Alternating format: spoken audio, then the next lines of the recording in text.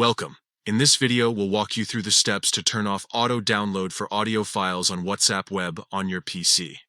If you're tired of audio files downloading automatically and taking up space, this guide is for you. Let's get started. First, open WhatsApp on your PC. You can do this by visiting web.whatsapp.com and scanning the QR code with your mobile device to log in. Once you're logged in, you'll see your chats and the familiar WhatsApp interface. Next, look at the left-hand side of the screen. You'll notice a gear icon. This is the settings menu. Click on it to access various customization options for your WhatsApp account. Once inside the settings menu, select the option labeled Chats. This is where you can manage how media files are handled within your conversations. Now, find the section called Media Auto Download. This is where all the magic happens. You'll see different types of media listed here, including photos, videos, and audio.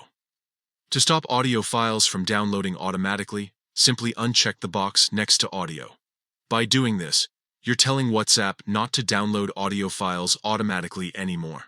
You'll now have full control over which audio files you want to download manually. And that's it. You've successfully turned off auto-download for audio files on WhatsApp web. This quick adjustment can help save storage space and give you more control over your downloads. If you found this guide helpful, don't forget to share it with others who might benefit from it. Thanks for watching, and we'll see you in the next tutorial.